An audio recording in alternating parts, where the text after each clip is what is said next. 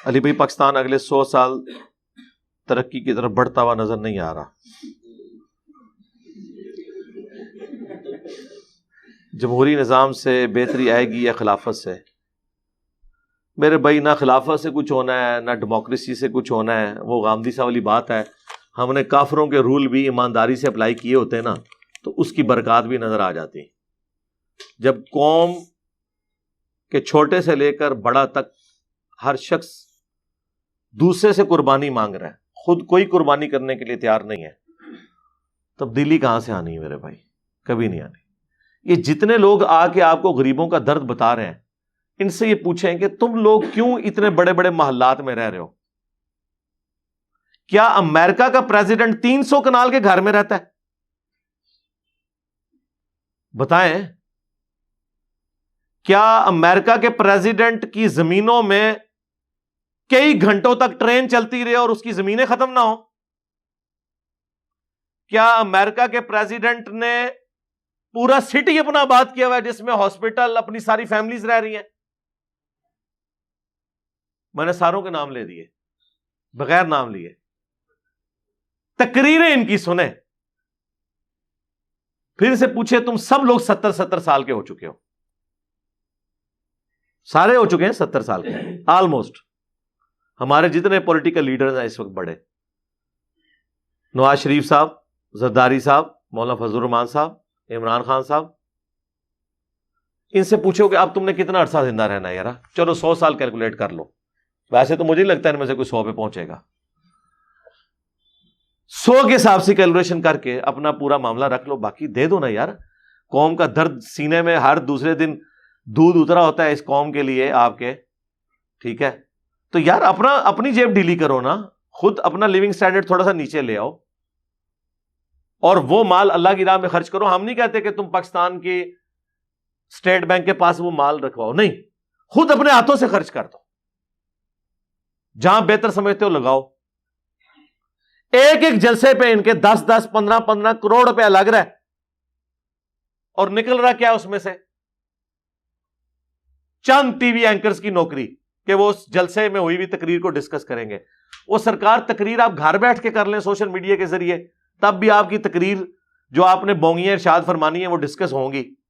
وہ بونگیاں آپ گھر میں بیٹھ کے ایک ویب کیم کے اوپر یا ایک کوئی کیمرہ لگا کے اس میں مار لیں تو ٹی وی اینکرز کی نوکری پھر بھی کھل جائے گی. اس کے لیے 15 کروڑ کا جلسہ کروانے کی کیا ضرورت ہے؟ 10-15 کروڑ ایوریج ہوتا ہے وہ لائٹنگ کا, اور باقی سارے خرچے آپ دیکھیں خود بتاتے ہیں. اب مجھے بتائیں یہ اتنے جلسے کروا رہے ہیں تو کیا ان کے گھروں میں کوئی سونے کے درخت لگے ہوئے ہیں جو توڑ رہے ہیں؟ اور اپنی جیب سے نہیں لگا رہے, یہ آپ کا ہی پیسہ ہے جو ان کے ساتھ بیٹھنے والے 2 نمبر لوگوں نے لوٹا ہوا ہے اور وہ اپنے لیڈرز کے اوپر لگا رہے ہوتے ہیں. انہی لیڈرز کی ناک کے نیچے انہوں نے یہ حرام کمایا ہوتا ہے, اور ان میں وہ لیڈر بھی شامل ہیں جو کہتے ہیں کہ جی ہم نے کبھی حرام نہیں کھایا. ہم کب کہتے ہیں کہ حرام آپ نے کھایا نہیں ہے, لیکن اربوں کا حرام آپ کے نیچے کھایا گیا اور آپ نے آنکھیں بند کی, تو گویا کہ آپ مجرم ہیں, کیونکہ رعیت کے بارے میں آپ سے سوال ہوگا. صحیح مسلم میں حدیث ہے کہ سب سے برا گڈریا وہ ہے جو حکمران گڈریا ہے. جیسے ایک گڈریا بھیڑ بکریوں کی حفاظت کرتا ہے نا, حکمران بھی اپنی قوم کی حفاظت کرتا ہے کہ اگر اس نے انصاف نہ کیا تو اس پہ جنت حرام ہے, تو مارا گیا نا وہ.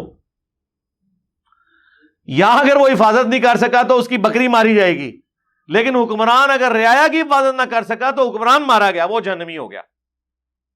پھر بخاری مسلم کی حدیث, تم میں سے ہر شخص نگہبان ہے اور اس سے اس کی رعیت کے بارے میں پوچھا جائے گا. پھر نبی اسلام نے گنوایا کہ ایک حکمران جو ہے وہ اپنی رعایا کے اوپر حکمران ہے اور وہ اس کی رعیت ہے, اس سے پوچھا جائے گا. ایک مرد اپنی بیوی بچوں کے اوپر حکمران ہے, ایک عورت اپنے خاوند کے مال اور اس کے بچوں کے اوپر نگہبان ہے, اس سے پوچھا جائے گا. وہاں تو کوئی 2 نمبری نہیں کر رہی. نبی اسلام نے ایک ایک چیز گنوائی.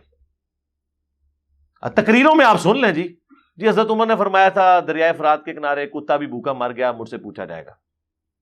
اگے بھی ٹرونا تو اسی کیتا ہے صرف سنانے کے لیے, اور یہ سارے اس امام کے اندر ننگے ہیں.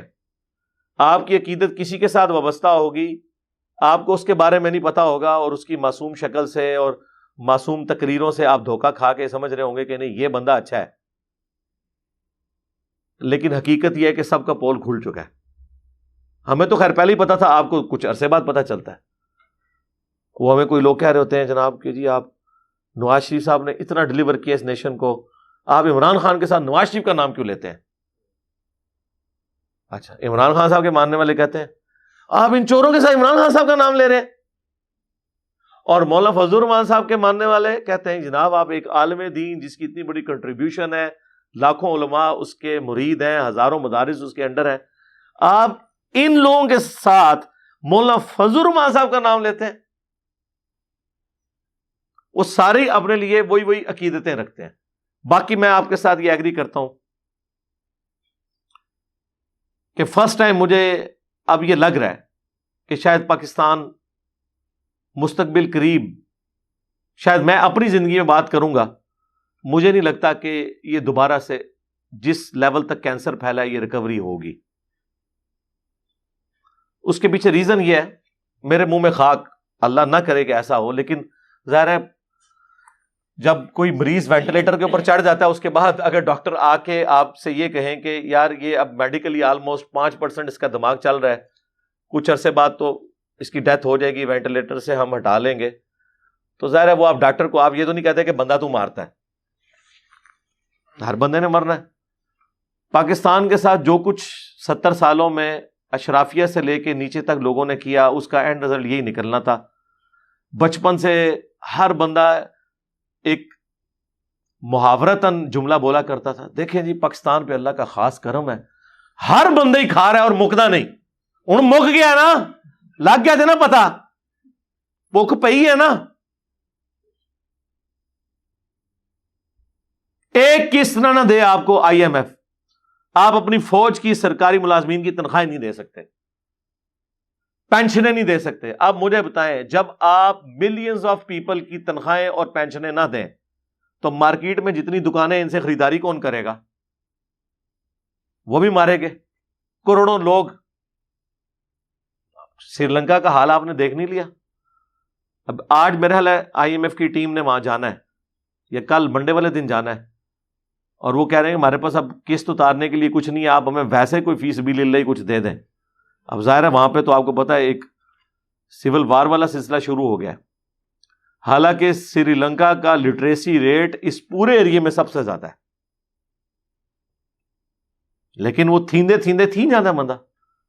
پاکستان کے ساتھ بھی یہی ہو رہا ہے، جو آتا ہے اپنا نیا تجربہ کرتا ہے، وہ فلاپ ہوتا ہے، پھر وہ فلاپ ہونے کے بعد معافی نہیں مانگتا، پھر ایک اور نیا تجربہ کرواتا ہے اور اپنے گناہوں کا بوجھ کسی اور کے اوپر ڈالتا ہے.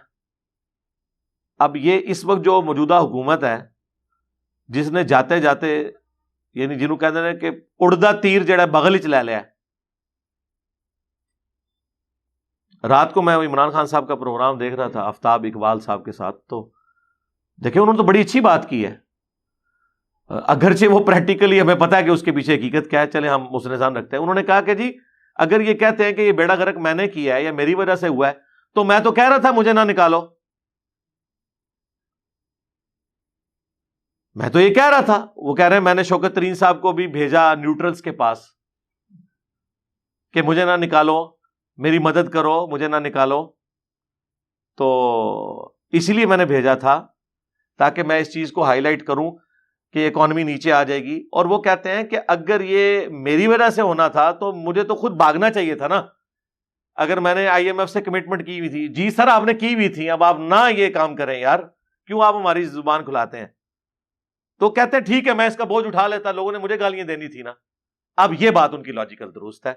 اسی لیے میں نے پہلے دن مخالفت کی تھی کہ جس طریقے سے نواز شریف صاحب کو 2017 میں نکالا گیا عدالتوں کے ذریعے، پیسہ کوئی ریکور نہیں ہوا، اقامے پہ فارغ کیا گیا، وہ بھی غلط طریقہ تھا اور یہ بھی غلط طریقہ ہے. لیکن وہ دوسرے کہتے ہیں نہیں جی آئینی طریقہ ہے، عدم اعتماد پیش کی ہم نے، وہ آئینی طریقہ ہے لیکن اخلاقیات بھی کوئی دنیا میں چیز ہے.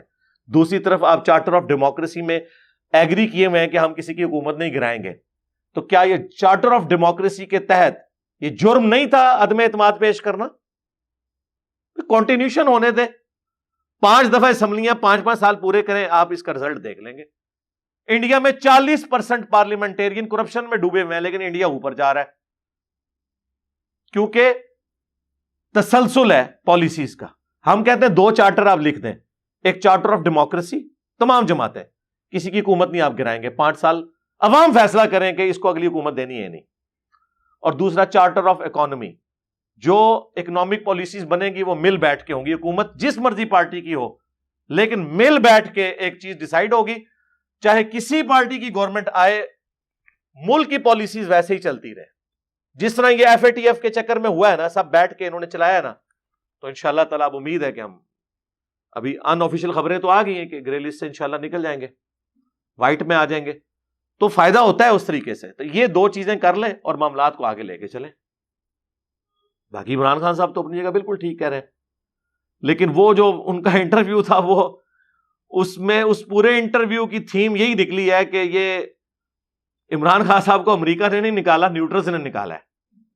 تو میں سوچ رہا تھا کہ یار یہ میرے تو خیر وہ بڑے بھائیوں کی طرح آفتاب اقبال صاحب ایک پڑھا لکھا بندہ ہے, اور وہ شروع میں کہہ رہا ہے جی میں بڑا نیوٹرل قسم کا انٹرویو لوں گا, لیکن وہ انٹرویو کیا تھا, انٹرویو لینا ہے تو مجھے انٹرویو دینا ہے عمران خان صاحب بھی اور نواز شریف صاحب بھی, میں تو ان دساں نیوٹرل کہندے کہ انہوں نے ایک شے پھکی رکھ کے میں سامنے رکھاں گا اور میں کہاں گا جواب دو.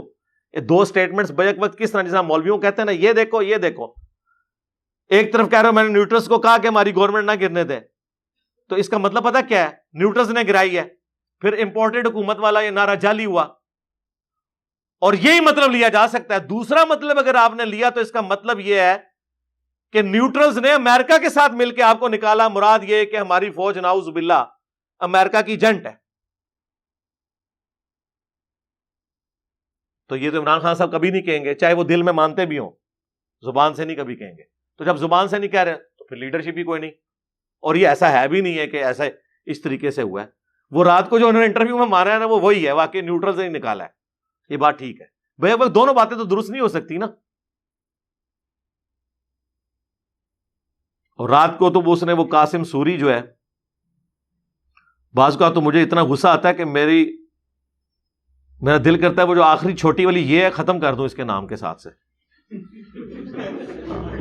اس نے پتہ کیا ٹویٹ کی ہے, اب دیکھیں یہ لوگ کتنے بیوقوف لوگ ہیں. ایسے لوگ عمران خان صاحب کو مروائیں گے, اپنے آپ کو بھی. اس نے ٹویٹ میں لکھا ہے کہ ذرا خیال رکھنا کہ پاکستان کے جو میزائل ہیں شاہین, غوری, نصر, بابر, کہیں وقت آنے پر یہ بھی نیوٹرل نہ ہو جائیں. یعنی پاکستان کے ڈیفنس کے پروگرام کو, جس کا تعلق فوج کے ساتھ صرف اتنا ہے کہ فوج اس کی حفاظت کرتی ہے, یہ سب سویلینز ہیں جنہوں نے یہ سارا پروگرام بنا کے آپ کو میزائل اور ایٹامک ٹیکنالوجی دی ہے, جن کا کوئی تعلق نہیں ہے ان کے ساتھ, جن کو آپ نیوٹرلز کہتے ہیں, سوائے اس کے کہ ان کو بجٹ گورنمنٹ ان کے ذریعے دیتی ہے, اور ظاہر ہے وہ بجٹ بھی سول لوگ ہی دے رہے ہوتے ہیں نا, یا ان اکوپمنٹ کی حفاظت ان کے ذمہ ہے.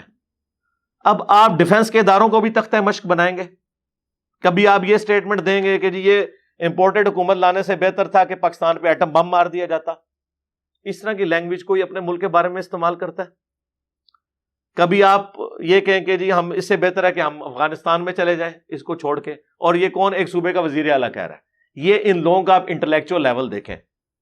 لہٰذا میرا خیال ہے وہ جو اگلے دن ہوٹل میں ایک بندے نے کھڑے ہو کے عمران خان صاحب کو کہا تھا کہ یہ جو آپ نے چاپلوس لوگ ارد گرد اپنے بٹھائے ہوئے ہیں یہ آپ کو مروائیں گے, اتنی بڑی داڑھی تھی, اور بالکل صحیح کیا سیجے انہیں جدی کٹ لا چڑی بات. اور یہی ہوتا ہے جب اس طرح کے لوگ آتے ہیں نا, جو پورے اخلاص کے اندر کسی کو سمجھا رہے ہوتے ہیں, تو اس وقت ان چیزوں کی طرف توجہ نہیں. مجھے بھی واقعی اس وقت اب صورتحال ملک کی سنبھلتی ہوئی نظر نہیں آ رہی, کیونکہ ڈیمیج بہت بڑے لیول کا ہے. دیمک چاٹتی رہتی ہے, اچانک ایک دن درخت نیچے آ جاتا ہے. ہم بچپن سے سنتے ہیں دیکھو جی پاکستان نیچے مکدا. اس طرح ہوتا ہے یار, کوئی چیز نہ ختم ہو, اتنی بے دردی سے آپ خون کریں کسی چیز کا. تو آہستہ آہستہ آہستہ معاملات اس طرف چلے گئے. ابھی بھی اگر ہم اکٹھے ہو کر معاملات کو سنبھالیں تب بھی کئی ڈیکیز چاہیے اس کی ریکوری کے لیے. میرے پاس تو صرف یہ سلوشن ہے, نمبر 1, جو لوگ افورڈ کر سکتے ہیں اپنے بچوں کو باہر کے ملکوں میں بھیج دیں پڑھنے کے لیے, سیٹل ہونے کے لیے. کم از کم وہاں سے ریمیٹنس آئے اور یہ ملک چلے آگے. اور یہ پرواہ نہیں کرنی جی اتھے جی غیر مسلامی ہے, اتھے تو اسلامی بھی ویک لیا جی. اسی جائیں, جتنے لوگ یہاں سے گئے ہیں وہاں جا کے انہوں نے داڑیاں رکھ لی ہیں, قرآن ترجمے سے پڑھا, ادھر پوری زندگی ان کے ابے ان کے دادے قبر کے پجاری تھے, وہاں جا کے ہماری ویڈیوز دیکھ کے مواحد ہو گئے ہیں, ان کو تو ایمان مل گیا ہے. جب کافروں سے انٹریکشن ہوتا ہے تو کہتے ہیں چلو یار ہم بھی قرآن پڑھے کہ ہمارا دین کیا کہتا ہے, وہ اسلام کے زیادہ قریب ہی ہوئے ہیں. ایک کیڑا دماغ جو کڈو. اور یہ مولوی ڈالتے ہیں, لیکن اس مولوی کو جا کے آپ ڈالر یا پاؤنڈ دیں, وہ کبھی نہیں پوچھتا کہ یہ تو باہر سے آئے ہیں میں نے نہیں لینے. آپ کہتے ہیں باہر کے ملکوں میں آباد ہونا نوکری کرنا حرام ہے. فرق دیکھا آپ نے؟ اچھا, ایک تو حال یہ ہے. نمبر 2, پاورٹی سرکل سے غریبوں کو نکالنے کے لیے ان کی تعلیم کا خرچہ اٹھائیں, بجائے بے شمار حج اور عمرے کرنے کے ایک حج کر لیں جو فرض ہے, ایک آدھ عمرہ کر لیں, باقی جو ہے نا یہ سب نفلی چیزیں ہیں, ان سے بہتر چیز ہے.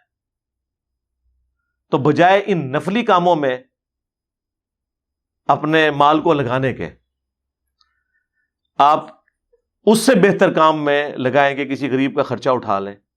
پاکستان جیسے غریب ملک میں کسی کو غربت کے دائرے سے باہر نکالنا ہے تو آپ کوئی ایک بچہ پڑھا دیں, اور اکثر لوگ جو ہیں اپنے بچوں کو پڑھا نہیں پاتے, بچے بہت لائق ہوتے ہیں صرف خرچے کی وجہ سے. اب تو کالج یونیورسٹیز کے خرچے آپ ذرا دیکھیں تو اس طریقے سے اوپر آ سکتا ہے ملک.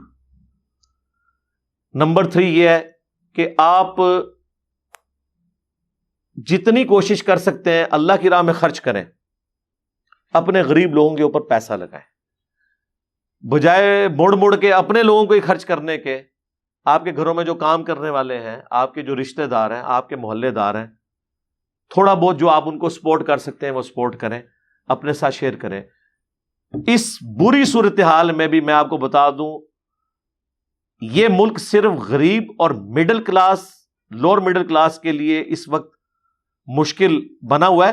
ادروائز جو ایلیٹ کلاس ہے نا, وہ تے جناب اونا دا دسے کیوئس تے سرکڑا ہی ویچ ہے جی. آئیڈیل موقع ہے اس وقت, ان کا مال ملٹی پلائی ہو رہا ہے, ان کو نہیں فرق پڑ رہا. یعنی اگر آپ کہیں گے کسی پراپر ڈیلر کو فرق پڑ رہا ہے جو بڑے لیول کا ہے, کسی فیکٹری آنر کو جو بہت بڑے لیول کا ہے اس کو فرق پڑ رہا ہے, نہیں. وہ تو باہر سے اگر مال پہلے منگوا رہا تھا $1,00,000 کا, اب آ رہا ہے $1.5 lakh کا, تو وہ آگے اتری قیمت بڑھا دے گا, اسے تو کوئی فرق نہیں پڑتا. فرق عام بندے کو پڑ رہا ہے, جس کی تنخواہ 8 سے 5 سال پہلے 50,000 تھی, اب بھی 50,000 ہے, لیکن اس تنخواہ کی ورتھ 20,000 رہ گئی ہے. تنخواہ 5,000 ہی ہے, ورتھ قیمت اس کی 20,000 رہ گئی ہے, کیونکہ چیزیں مہنگی ہو گئی ہیں نا. تو فرق پڑ رہا ہے اس طبقے کو جو بہت امیر طبقہ ہے. تو سرکار تھوڑی باقیوں کو بھی ساتھ لے کے چلیں یار, ملک کے اندر اکنامک ایکٹیویٹیز جنریٹ کریں. چوتھا سلوشن میرے نزدیک یہ ہے کہ سی پیک ایک اب آخری امید کی کرن ہے کہ اس کے اوپر تھوڑی توجہ دی جائے. اور اس کے ساتھ آپ کو پتہ ہے انڈسٹریل زون بھی بننے تھے, کتنے لوگوں کی نوکریاں کھلنی تھی یار. سی پیک کی مد میں صرف آپ کو سال کا $4 ارب ٹیکس کی مد میں مل جانا تھا. اتنا ہی آپ کے بجٹ کا خسارہ ہوتا ہے, آپ کو پوری زندگی IMF جانے کی ضرورت ہی نہیں پڑنی تھی.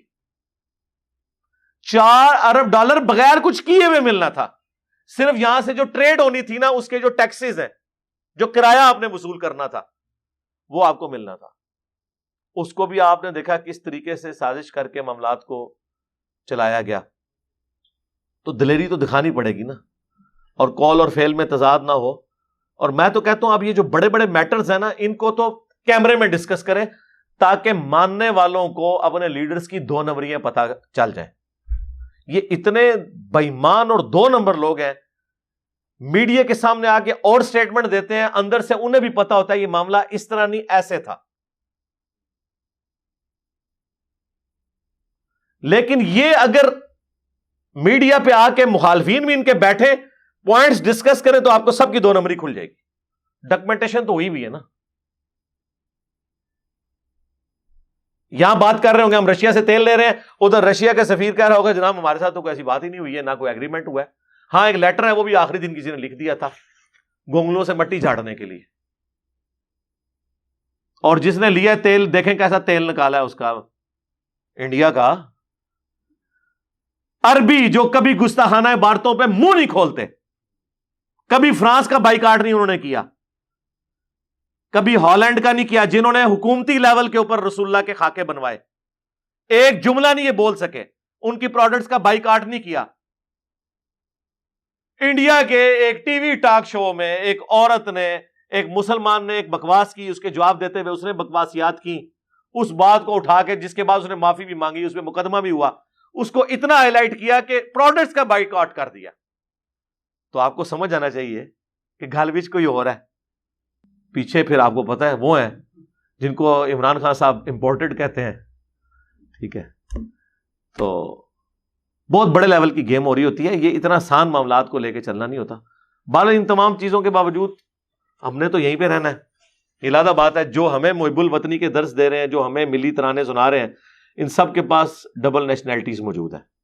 نہ بھی ہوں, باہر ان کے معاملات بالکل سیٹل ہیں. شہباز شریف صاحب جس وقت چاہیں باہر سیٹل ہو سکتے ہیں, کوئی مسئلہ نہیں ہے. زرداری صاحب کے لیے کوئی مسئلہ نہیں ہے. عمران خان صاحب کے تو بچے باہر ہیں, ایکس بیوی باہر ہے, ان کے لیے بھی کوئی مسئلہ نہیں ہے. کسی کے لیے کوئی مسئلہ نہیں ہے. نواز شریف صاحب ایسے ہی باہر بیٹھ کے محب الوطنی کے درس ہمیں دے رہے ہیں. اور ایک مکے لہرانے والے محب الوطن ایکس ہمارے ڈکٹیٹر صاحب تھے, وہ بھی ماشاءاللہ باہر بیٹھ کے تو ہاسپٹل سے محب الوطنی کے درس دے رہے ہیں, جو آج کل شاید وہ واپس بھی ان کو لانے کے سوچ رہے ہیں. باہر جا کے سارے ماشاءاللہ درس دیتے ہیں. اور حقیقت بات ہے جو میں اکثر کہتا ہوں نا, کہ ایئر کنڈیشن گاڑی میں بیٹھ کے, ایئر کنڈیشن کوٹھی کے اندر بیٹھ کے جھولے پہ جھولتے ہوئے یہ کہنا اللہ کے نبی چٹائی پر بیٹھتے تھے, یہ بہت آسان ہے, کیونکہ آپ نے تو چٹائی پہ بیٹھنا ہی نہیں ہے.